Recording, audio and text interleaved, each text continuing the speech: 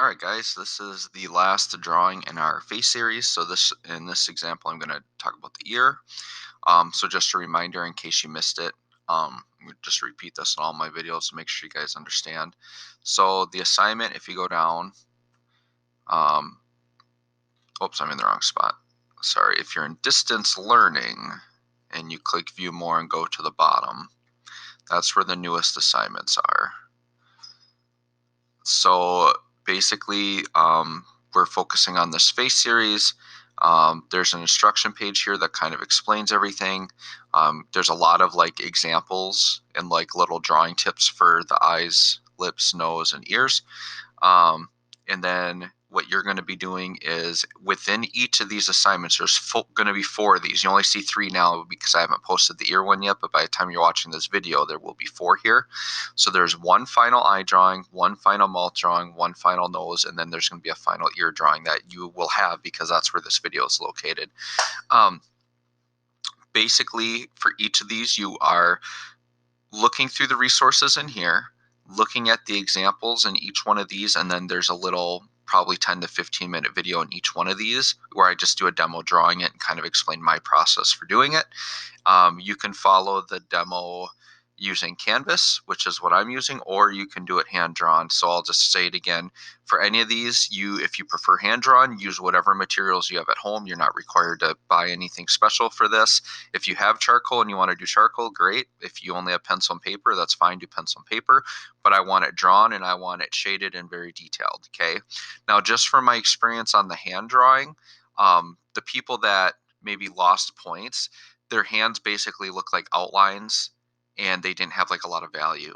So the key with this is that you want to have a lot of value. They really should be filled in. The only thing that should be white is if the part is like a really, really bright highlight to the point that it should be white.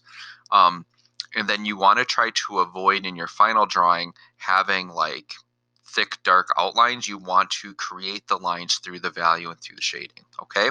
So, and when you turn each one of these in, all you have to do is turn in the photo of your image, um, and you don't have to do a writing on it. Okay. So I'm going to go to Canvas. One thing I forgot to mention in my other videos, just in case people forgot, I know it was mentioned in, I think, the very first intro video, but when you save these, if you're drawing in Canvas, you just click the three dots up here and then you do save as image. And then it'll download that image file, and then that's what you're actually going to turn in. Okay, so once again, I'm going to start with the basic structure here, and as you saw in my other videos, I like to start with a little underneath drawing. Opacity can be, yeah, that's fine. Opacity and size there, I think, is good. Okay, so I'm just going to start with a red outline underneath. So your initial outline, that can look kind of, cartoony or whatever, but then it's going to be very light and you're going to shade over it and, start defining it. So when I draw the ear, and I've got an example here. And once again, you can use my example. You can take your own photo. You can find your own example online, whatever you want. But I want you to try to just get this nice ear profile, even though, like in most cases, you're not going to be drawing the ear from this profile. Like if you're doing a portrait, it's going to be from a much different angle. But it's important to know how to draw it this way so that you understand the structure of the ear, because then it will help you do it from different angles. So I always start with just this outer lobe, and it's a very long oval shape, and it's not perfectly round, so you want to make sure that you're just really paying attention to the direction and what it's doing. So I'm going to start drawing, and I'm going to try to sketch this somewhat large, but I'm just trying to do this nice outline here. And I'm really, once again, I've always say this, but you're looking carefully at the picture and you're looking back and forth quite a bit to try to get the shape to match exactly. And then if you kind of look down here, there's kind of like this little round it. So I'm going to draw more outlines than I normally would because this is my underdrawing. So I may be going to sketch where some of these shadows go. So I just started with, excuse me, this base outer shape here. Now I'm going to start to work to the inside. So next I'm going to go to this inner lobe here. You can see my cursor on the right moving. And I'm going to look at the spacing and how far apart that is and try to just follow that curve and mimic that down. So I can see right here, it's a little bit thicker. And then it kind of gets thinner as it comes up this way, and it gets really thin up here. and then it kind of comes down this way. And I'm going to bring this part out a little bit more. And then I can even, see that, let's say there's like a hairline or something here. I can kind of sketch where that hairline would be. And maybe there's like a little hairline up there. Okay. Now all I'm going to do is I'm going to go on the inside and try to get some of this intricate stuff going on. So the ear is pretty complex on the inside. Um, there's little bone and cartilage pieces that kind of stick out and really define the shape of it. And the ear, when you first draw it, it's going to look very flat, but by adding the shadow and the dimension in there, that's going to give it that depth. It's going to give it the roundness on these little parts that stick out. So it's really important that you have all that. So I'm going to kind of start here on the inside, and I'm going to try to kind of sketch where this little piece goes here.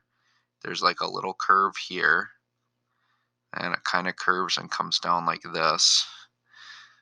And then I'm going to go like this, and then that kind of curves up like that. So yeah, the ear is just full of a lot of little intricate like cavities and like little round parts that are sticking up. So I kind of put the ear last because it is, to me, it's like the hardest of all of these that we've done, just because there's a lot going on. So it's not like the nose or even the hand where like we can use that bone structure underneath as a guide.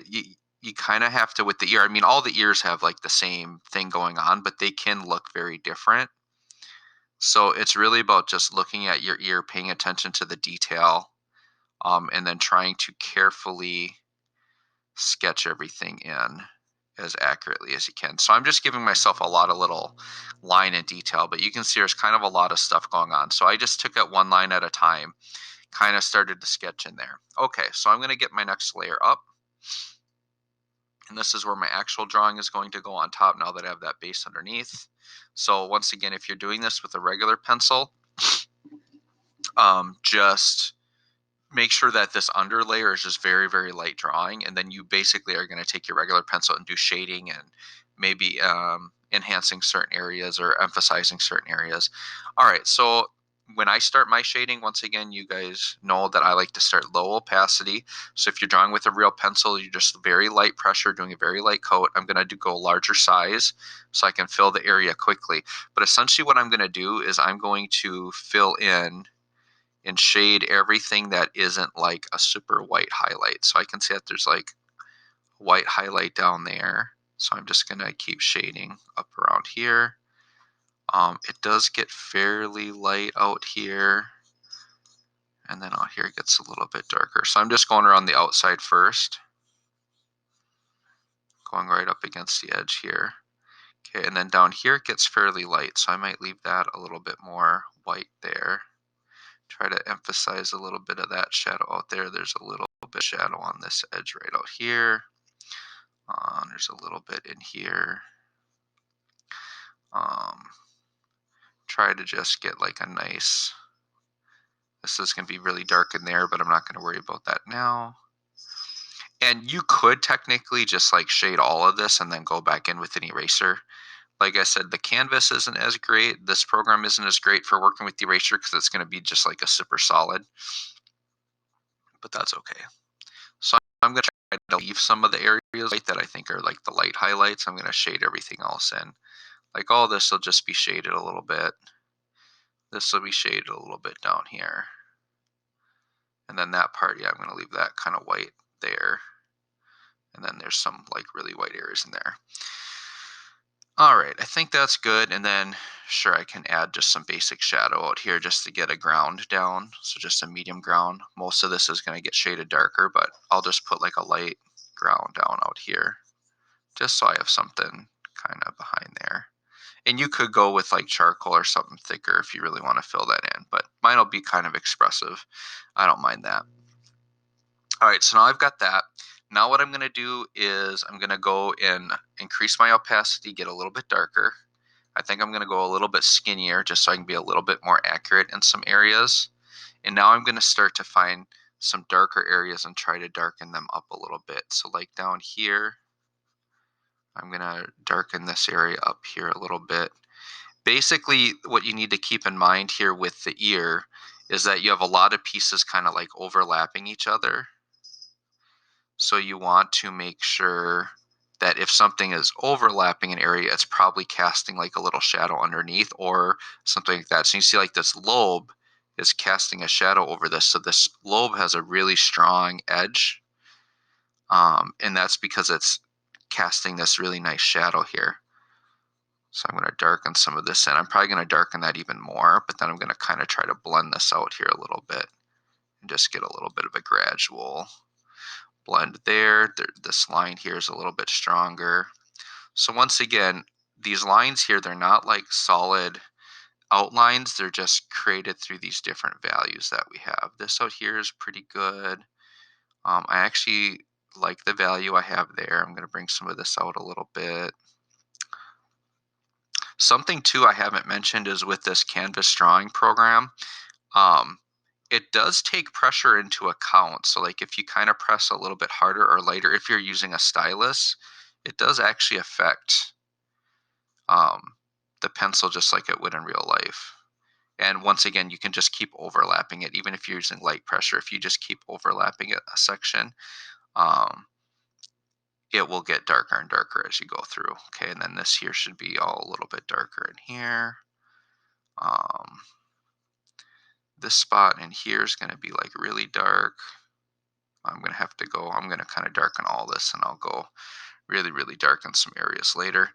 There's a super strong cast shadow under here, and that's what's really going to define the outer lobe here. So let's get that in. So, I mean, this process, if you've done the other videos, you might not even need to watch this that much because if you understand the process, it's essentially the same thing. You're just drawing something different. It's just that idea of try to get that base structure underneath as a light sketch. Um, Start with, your light values and just kind of build it up in layers as you go. I'm going to darken this whole area up just a little bit here. Yeah, get that a little bit darker. Yeah, we're going to add a little bit more value in there. Okay.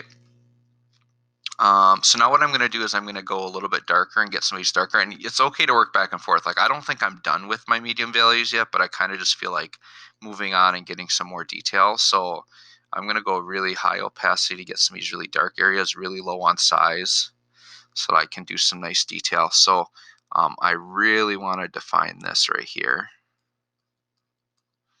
So let's get really, really nice dark shadow in here. And that's going to come out, and this is going to be really dark in here.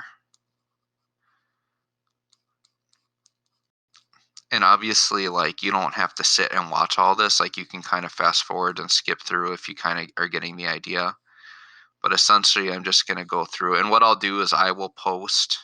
I might not finish the drawing in this video, but I will post what the finished drawing looks like. And you'll have that as like just another reference example or a more finished. Even the one I post might not be like a fully finished, but I just really want to define some of these edges here a little bit more. Some of these little details in here. It's like down here, there's definitely a lot of detail I'm missing.